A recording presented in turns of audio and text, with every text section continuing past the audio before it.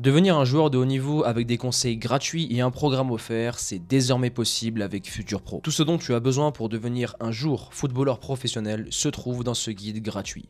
Entraînement, choix de carrière, nutrition et préparation mentale sont les piliers du Futur Pro. Pour le télécharger gratuitement, clique sur le premier lien en description et maintenant, attaquons la vidéo. La Team Faster, on va directement rentrer dans le vif du sujet. Cristiano Ronaldo a fait un très bon choix de carrière en signant en Arabie Saoudite et je vais t'expliquer pourquoi.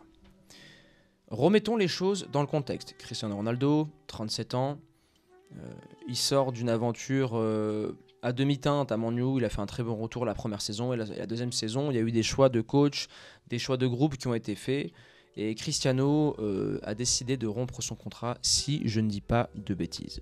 Coupe du Monde. Il n'a pas été performant, il n'a marqué qu'un seul but, il sort en huitième de finale, il me semble, ou en quart contre le Maroc. En huitième contre le Maroc. Et à partir de ce moment-là, si tu prends, et tu sais très bien qu'une Coupe du Monde te permet d'arriver à un prime, on s'en souvient de James Rodriguez, très grosse Coupe du Monde 2014, il signe au Real. Il y a beaucoup de joueurs comme ça qui, lorsqu'ils réussissent une Coupe du Monde, s'assignent directement au Real ou dans de très bons clubs.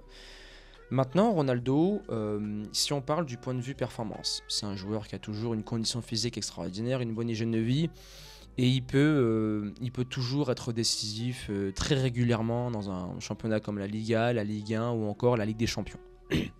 On est clair là-dessus. Maintenant, il y a plusieurs choses à prendre en compte. Ce n'est pas le niveau de Cristiano qui pose problème, c'est son statut, ce qu'il incarne et son entourage. Je m'explique. Quand tu veux faire signer Cristiano Ronaldo, tu es un agent Jorge Mendes, tu veux bien manger sur le transfert, tu veux des commissions.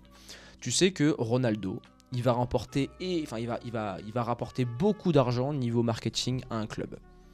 Tu peux aller à Chelsea, peu importe.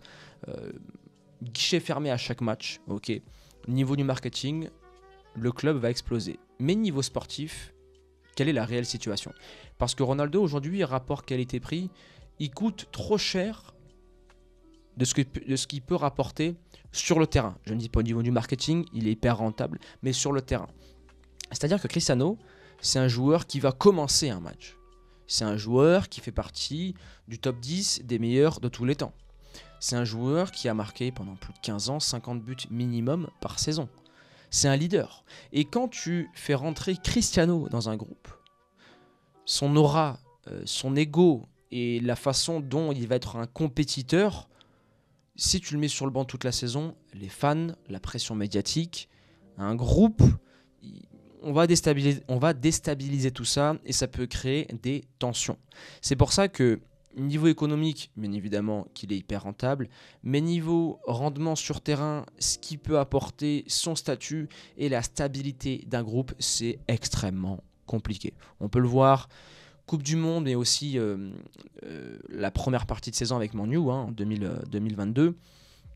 L'horloge biologique a sonné. CR7 n'a plus la même fluidité qu'il avait à la Juventus. Il a essayé de faire évoluer son jeu, mais après, il est broke. C'est-à-dire que mentalement, je le sens cuit, je le sens détruit par rapport à la pression qu'il a eu des fans, des médias, la mort d'un de ses enfants, la situation qu'il a eu à Man U, le fait en plus là qu'il ne soit pas, à la Coupe du Monde, qu'il ait un échec. Et après, même quand tu es un compétiteur, quand tu vois ton concurrent direct devenir champion du monde, ça aussi, c'est un certain coup de massue. Donc, selon moi, aujourd'hui, il est brisé, il a besoin d'autre chose. Maintenant, pourquoi c'est un bon choix Al Nasser, si je prononce bien ce club, c'est parce que sur tous les plans, Cristiano, ça répond à ses besoins. Il veut être titulaire indiscutable et leader de l'équipe, Al Nasser. Il veut développer un autre championnat et apporter quelque chose, Al Nasser. Il veut développer son côté business et assurer encore plus sa legacy financière, Al Nasser, 200 millions par an. D'ailleurs, pour faire un petit aparté sur cette somme, il est important de comprendre que chaque être humain a un prix de corruption. Je ne dis pas la totalité, mais je dis une grande partie, surtout en Occident. Tu sais, il y en a pour un billet de 50, ils sont capables de faire des choses invraisemblables. Maintenant, quand tu arrives à cette fin de carrière, il faut savoir qu'il a 38 ans. Si on fait le bilan, Zizou il a arrêté à 30 ou 34 au Real, Cantona à 30 ans, Ribéry, tu vois, il a poussé la machine, mais il était cuit, il pouvait plus répéter les efforts. Arjen Robben, très tôt aussi, l'a arrêté. Philippe Lam aussi. Cristiano, c'est un joueur 2.0, et en fait, bien évidemment, quand il était à son prime, il a dit que pour sa dignité, il ne voulait pas finir en MLS ou au Qatar. Ok. Aujourd'hui, il le fait, ce choix-là, hein, et un choix qu'on peut soit qualifier par défaut, soit qualifier... non, il est qualifié par défaut. C'est un compétiteur, il aurait voulu continuer, et il sait très bien que son record en Ligue des Champions va sauter, Messi va le dépasser. Il va voir ses records en Europe se faire ronger par Lionel qui a 2 ans et demi de retard, ou 2 saisons et demie de retard sur Ronaldo. Donc il va remonter, et en tant que compétiteur, partir de l'Europe, il sait qu'il ne sera plus ou très peu sélectionné au Portugal. Une page se tourne, et je pense qu'il a acquiescé et qu'il a accepté cela. Et qu'il veut être l'ambassadeur d'un championnat en Asie, en Arabie Saoudite, donc au Moyen-Orient, au Proche-Orient. Je ne suis pas très bon dans cette partie du monde. Dites-moi, la team, je crois que c'est Moyen-Orient. Et voilà, il veut développer un championnat là-bas. Et pour en revenir à la somme qu'il gagne, il faut savoir que tout être humain, à un moment donné, a son prix. Tu sais, anecdote, hein, j'étais au centre des formations, et il y avait plusieurs joueurs de Ligue 1 qui étaient venus manger avec nous le midi. On avait partagé un repas. C'était une fois dans l'année, et moi en fait je voulais connaître la réelle pensée d'un footballeur professionnel par rapport à l'argent. Et je parlais à un mec qui a fait l'équipe de France, etc., qui était très connu au TFC, et je lui avais demandé, écoute, tu préfères être sur le banc en Ligue 2 et gagner 1 million par mois, ou être titulaire en Ligue 1 en gagnant 100 000 euros par mois? J'ai posé ça à 3 joueurs. Les 3 joueurs ont préféré évoluer en Ligue 2. Parce que les footballeurs et l'être humain ne suit pas sa passion, il suit l'argent. Et quand tu comprends cela, tu comprends le joueur de haut niveau. Tu sais, le joueur de haut niveau, la Ligue des Champions ou la Coupe du Monde, mis à part certaines machines comme Mbappé, Messi, Ronaldo ou encore Haaland, les autres, c'est le billet qui compte. Les autres, c'est le besoin primaire de mettre une famille à l'abri. C'est parce qu'on sait que le footballeur professionnel, du jour au lendemain, il peut se faire briser la jambe. Donc c'est comme ça que la plupart des joueurs de haut niveau pensent. Et selon moi, il faut, si tu as ambition, là je te fais une petite aparté, et si tu veux te blinder les poches en étant footballeur de haut niveau, sache qu'à partir de 50 matchs, en Ligue 2 ou en Ligue 1 ou en professionnel, tu es un pro confirmé. Le contrat pro ne confirme pas que tu es un professionnel. 50 matchs confirmés, oui. Donc à partir de ce moment-là, dès que tu as 50 matchs confirmés, optimisation maximum argent. Tu vas viser des divisions. En fait, si tu veux gagner beaucoup d'argent, tu vises les divisions en plein développement. Voilà. En leur apportant ta touche personnelle.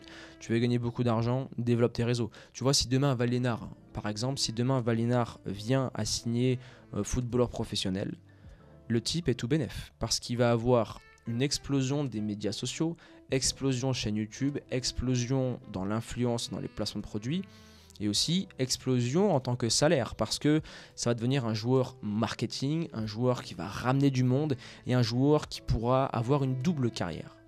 Donc c'est l'une des opportunités, ou l'un des chemins que tu peux prendre si tu veux te blinder les poches en tant que footballeur de haut niveau, et même footballeur professionnel, comme l'a fait aujourd'hui Cristiano Ronaldo. 200 millions par an, c'est l'effet cumulé de tout le marketing et de toute l'image qu'il a pu soigner de lui-même durant ces 20 dernières années. Et aujourd'hui, il récolte les fruits. Voilà. Il gagne 500 000 euros par jour. Il peut acheter une baraque tous les jours. C'est une vie aujourd'hui qu'il a décidé de mener. Et on ne peut pas lui jeter la pierre, surtout qu'il va avoir 38 ans. 5 ballons d'or, 5 Ligues des Champions, il a tout remporté sauf la Coupe du Monde, qui est vraiment un trophée majeur. Mais voilà, le type a tout remporté. Il a pas mal de records. Il a meilleur joueur, l'un des meilleurs joueurs de tous les temps. Meilleur joueur de tous les temps au Portugal, meilleur buteur international. Un peu de respect, messieurs. Un peu de respect. Voilà pour, selon moi, mon avis sur le transfert de Cristiano Ronaldo. Personnellement, ça me fait ni chaud ni froid. Je ne suis pas un supporter et un fan de ce joueur. Je ne regarderai pas ses matchs.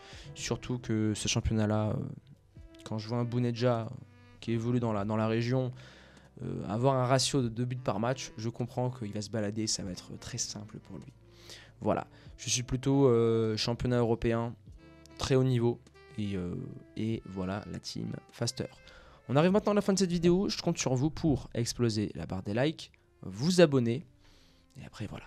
Passez une excellente année 2023. Je vous la souhaite encore. Beaucoup de merveilles, beaucoup de réussite, beaucoup de performances, beaucoup d'échecs, beaucoup de leçons. Et entraînez-vous bien, la team Faster. Je vous dis à très vite. Passez une excellente soirée. Ciao.